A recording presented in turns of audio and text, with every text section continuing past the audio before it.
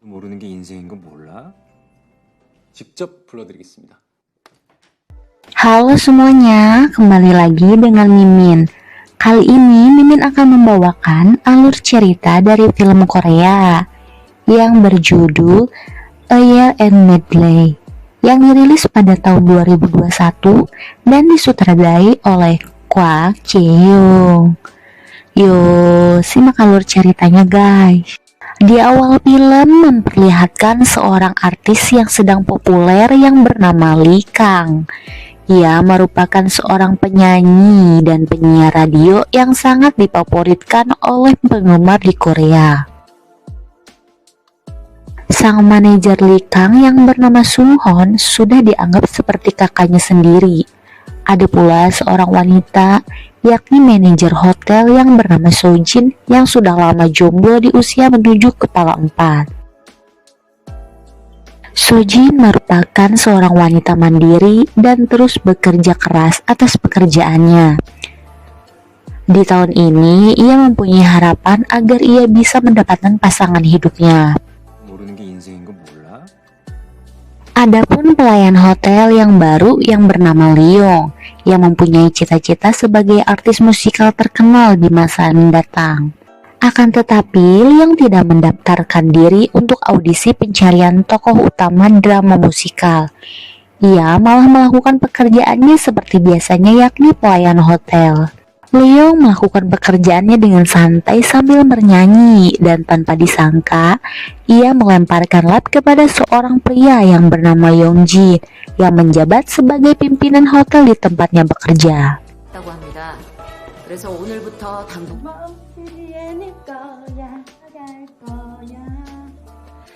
Yongjin sebenarnya orang yang sangat perfeksionis dalam semua hal. Yongjin menjabat sebagai pimpinan hotel meneruskan pekerjaan ayahnya. Yongjin juga mempunyai suatu hal aneh di mana ia tidak bisa merasa tenang ketika melihat jumlah-jumlah ganjil. 보신다고 해가지고 괜히 저 때문에. Yongjin mempunyai seorang adik yang sangat pemalu. Ia bernama Sojun yang merupakan atlet renang di sekolahnya. Sojun juga menyukai seorang wanita yang menjadi atlet senam. Ada pula seorang yang bernama Jaeyoung yang memiliki impian untuk menjadi PNS, namun usahanya selalu gagal, bahkan hilang harapan dan masa depan setelah pacarnya mencampakkannya Jaeyoung.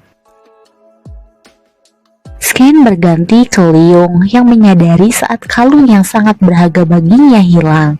Ia mencoba mencari kalung tersebut hingga ke tempat pemimpinannya yang tadi pagi ia temui.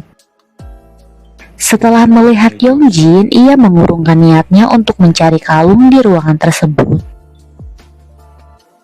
Di sisi lain, para penggemar Lee Kang protes kepada perusahaan agar mengganti mobil yang lebih baik untuk artisnya Lee Kang. Sang manajer pun meminta maaf karena belum bisa membeli mobil yang lebih baik untuk Lee Kang. Sebenarnya Lee Kang santai saja, ia tidak mempermasalahkan hal tersebut karena Lee Kang mengetahui sang manajer sebenarnya sudah banyak berkorban demi karir musik Lee Kang. Di sisi lain, seorang ibu-ibu yang bernama Catherine datang ke hotel karena ia akan mengadakan pesta untuk putrinya. Dan tanpa sengaja ia bertemu dengan cinta pertamanya semasa remaja yang bernama Kang Song Kyu yang sekarang menjadi pelayan senior di hotel itu. Leong terus berusaha mencari kalungnya. Ia merasa terharu karena kalung tersebut telah ditemukan dan disimpan di meja oleh pimpinan hotel Yongjin. Yongjin entah kenapa selalu bahagia ketika melihat Leong menari, bagaikan penari drama musikal yang sudah sangat lama berlatih. Beralih ke Sojin, alasan selama ini ia jomblo karena sebenarnya ia telah menyukai diam-diam teman sekolahnya yang bernama Sung Hon. Mereka teman satu band saat sekolah dulu. Perasaan suka Sojin tidak disadarai oleh Sung Ho hingga saat ini. Sung Ho berprofesi sebagai produser radio. Tahun ini ia berencana menikahi kekasihnya yang berprofesi sebagai pianis. Tanpa diduga, Sung Ho meminta Sojin untuk membantu mempersiapkan pesta pernikahannya yang akan dilangsungkan di hotel tempat Sojin kerja. Sojin pun kaget dan merasa terluka, sehingga ia hanya bisa terus memendam perasaannya pada Sung Ho. 꽤 열심히 지켰어. Di sisi lain, alasan Leong harus berhenti terhadap mimpinya adalah ia harus bekerja demi membiayai pengobatan ibunya yang menderita Alzheimer. Yongjin yang mempunyai trauma angka ganjil selalu mengalami kesulitan untuk membuka berangkas rahasia peninggalan ayahnya. Oleh sebab itu, sampai saat ini ia tidak mengetahui apa yang ada di dalam berangkas tersebut. Kembali ke Jaeyoung yang mengalami kegagalan romansa dalam hidupnya, sehingga ia berencana untuk mengakhiri hidupnya yang tentu saja itu semua tidak mudah. 먹고 죽으려고. 진짜 Jaeyoung memutuskan untuk terjun dari hotel tinggi agar bisa meninggal seketika. Keesokan harinya, ia menginap di hotel menggunakan uang tabungannya yang ia miliki. Jaeyoung meminta kamar di lantai yang paling tinggi dengan alasan untuk menikmati indahnya pemandangan. Di sisi lain, di saat Sojin sedang bekerja, ia selalu melihat seorang laki-laki yang selalu datang di hari Sabtu untuk mengikuti kencan buta. Namun semua kencan buta yang ia ikuti selalu gagal, padahal pria tersebut adalah dokter dan juga sangat ganteng. Di sana Sojin memberikan sebuah trik agar kencan butanya berhasil. Akan tetapi si dokter malah sengaja melakukan yang sebaliknya dari saran Sojin, dan dengan sengaja ia ingin kencannya kembali gagal. Tentu saja hal tersebut membuat Sojin bingung terhadap si dokter. Di malam harinya, Jaeyoung menulis sebuah surat berisi pesan terakhir. Ia sangat kecewa dengan hidupnya yang selalu gagal dan memilih akan mengakhiri hidupnya pada tanggal 31 Desember beberapa hari mendatang. Keesokan harinya, surat bunuh diri Jaeyoung yang dibuang ke lantai tidak sengaja ditemukan oleh Leong, dan ia membacanya. Kemudian ia dan yang lainnya segera membahasnya agar hal buruk itu tidak terjadi, karena hal tersebut dapat berdampak buruk dan merugikan hotel tersebut. Sojin langsung mencari tahu siapa dan bagaimana sosok Jaeyoung. Di sisi lain, pelayan senior dan cinta pertamanya bertemu dan mengenang kebersamaan mereka di masa lalu. Cinta mereka berdua harus kandas karena dulu pelayan senior Kang harus dipenjara. Akan tetapi Catherine berjanji jika suatu hari bisa bertemu kembali, ia ingin hidup bersama dengan pelayan Kang.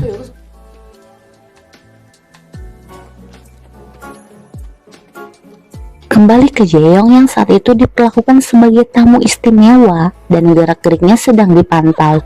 Ia sangat senang dengan percakapan yang ia lakukan dengan petugas morning call di hotel. Jaeyoung melakukan obrolan dan merasa dirinya sangat terhibur. Manajer hotel pun datang dan memberikan kejutan dengan memberikan tiket konser Lee Kang karena Jaeyoung memenangkan undian di hotel itu. Tentu saja hal yang dialaminya ia merasa bahwa dirinya adalah orang yang beruntung. 오늘 크리스마스 이브인데. 승유 오빠. Tibalah hari Natal. Di sana Yongjin dan Leong menjadi semakin dekat. Mereka pergi ke gereja bersama. 오늘 크리스마스 이브인데 약속 없어요?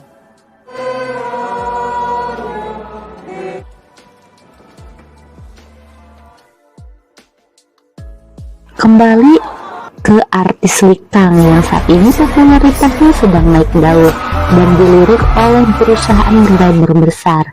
Manajer Kim yang dulu meremehkannya pun mulai bersikap baik terhadap Lee Kang dan ingin Lee Kang bergabung ke labelnya. Sung Han pun khawatir karena ia masih ingin bersama dengan dirinya. Namun apabila itu semua demi kebaikan Lee Kang, ia tidak bisa memaksanya untuk tetap bersama dengan dirinya.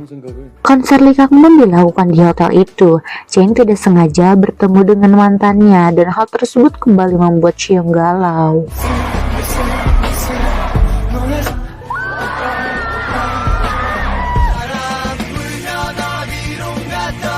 Keesokan harinya, saat Cheong berenang, ia menyelamatkan Sojin yang kakinya kram saat berenang. Akan tetapi, itu semua memang sengaja Sojin pura-pura kram agar Jaeyoung menjadi penyelamat dan membuat Jaeyoung hidupnya menjadi berarti bagi orang lain.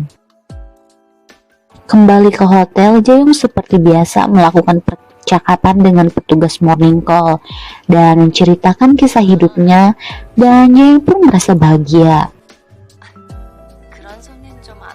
Kedekatan Yongjin dan Leong membuat sang manajer tidak menyukainya. Sementara itu, Yongjin memberikan Leong cuti agar bisa mengikuti audisi drama musikal. Akan tetapi, hasil audisi Leong tidak berhasil dan membuat Leong kembali menyerah akan mimpinya dan lebih memilih kembali bekerja. Leong lebih membutuhkan uang untuk saat ini. Leong berterima kasih kepada Yongjin dan meminta untuk tidak mengkhawatirkannya, serta meminta Yongjin untuk jaga jarak dengannya. Leong sadar bahwa dirinya hanyalah seorang pelayan. Kata-kata Leong pun membuat Yongjin menghilangkan trauma yang ia alami setiap ia melihat angka ganjil. Kembali ke Sungho yang meminta Sojin untuk membantu ia melamar pacarnya. Sojin agak kesal dengan sengaja membuat rencana lamaran yang tidak disukai perempuan dan berharap pacarnya Sungho akan marah dengannya. Akan tetapi pacarnya Sungho merasa tersentuh ketika ia menemukan cincin yang ia temukan saat ia memakan kuenya, dan ditambah lagi ia terharu ketika semua itu diiringi musik yang disiapkan Sungho untuk melamarnya.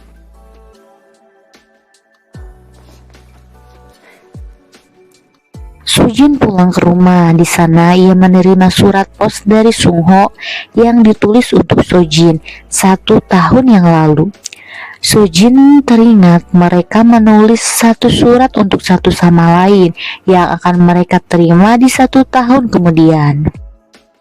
Isi surat itu rupanya Sungho benar-benar menganggap Sojin sebagai sahabat terdekatnya. Di sisi lain, Sojin panik dengan surat yang ia tulis untuk Sungho.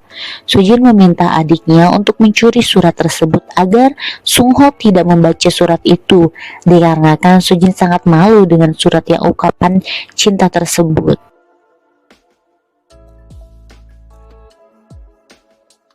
Scan berganti saat Sungho dan Lee Kang membahas tawaran manajer Kim kepada Lee Kang.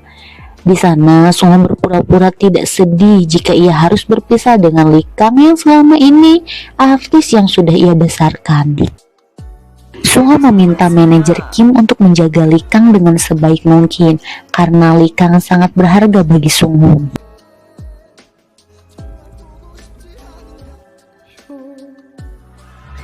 Keesokan harinya, adiknya Sojin berhasil mengambil surat kembali sebelum Sungho membacanya. Di sana Sojin malu dengan isi surat yang ia tulis. Tak selang lama, hak sepatu Sojin rusak. Ia mencoba melepas hak sepatu yang satunya lagi. Dan tak selang lama, datanglah si dokter pelanggan hotelnya dan membantu Sojin untuk melepaskan hak sepatunya.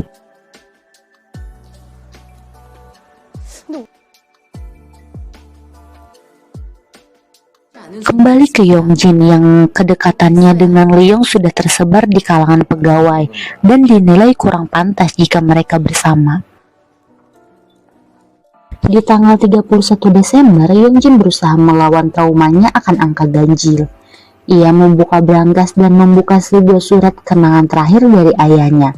Rupanya, harta pertama ayahnya Yongjin adalah gambar yang dibuat Yongjin semasa kecil, yakni ia ingin menjadi pemilik hotel seperti ayahnya. Di sisi lain, Jaeyoung yang memutuskan untuk bunuh diri di tanggal 31 Desember memutuskan membuka jendela, akan tetapi kepalanya terjepit di jendela. Jaeyoung mendapatkan bingkisan buah dari Sojin yang berterima kasih karena ia telah menyelamatkan adiknya di kolam renang saat itu. Jaeyoung meminta kepada pelayan hotel untuk memberikan buah tersebut kepada pelayan hotel yang selalu melakukan morning call terhadap Jaeyoung. Di parkiran, Lee Kang meminta Sunghon untuk tidak lagi memakai mobil rusaknya. Sebenarnya Sunghon sangat sedih ketika ia berpamitan dengan Lee Kang.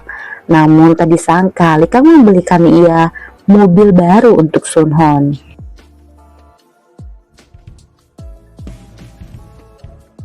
Di dalam mobil, Lee Kang memberitahu bahwa ia telah menolak tawaran manajer Kim dan lebih memilih Sung Hon menjadi manajernya karena selama ini Sung Hon lah yang selalu ada untuk Lee Kang. Hari pernikahan Sung Ho dan pacarnya pun tiba. Ternyata ibu pengantin wanita adalah Catherine. Catherine pun bahagia atas pernikahan anaknya, bahkan ia kembali bersatu dengan cinta pertamanya. Sojin menyanyikan sebuah lagu di pernikahan sahabatnya.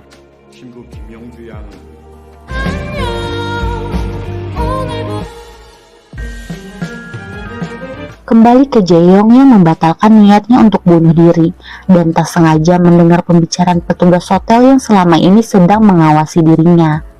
Di sana Jaeyoung kecewa karena semua kejadian bahagia selama ini yang ia alami rupanya hanyalah rencana para petugas hotel saja. Jaeyoung pergi ke atap hotel untuk terjun dari sana. Sojin dan lainnya berusaha menghentikannya, namun Jaeyoung tidak menghiraukannya.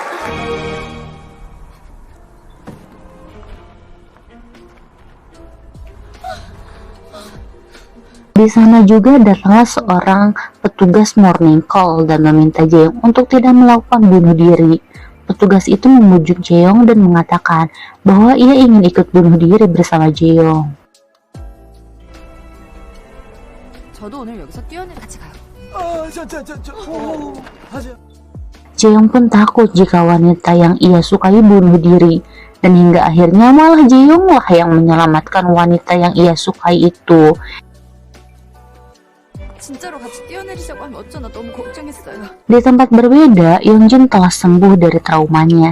Ia memutuskan untuk membatalkan merger hotelnya.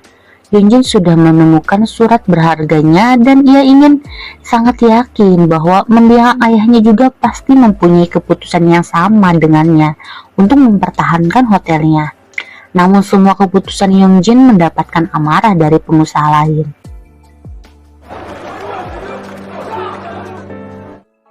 Yeonjun menemui Leung. Di sana ia meminta Leung untuk menjadi pacarnya.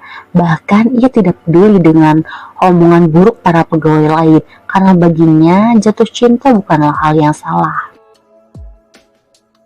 꽃뱀과 파렴치한의 조합입니다.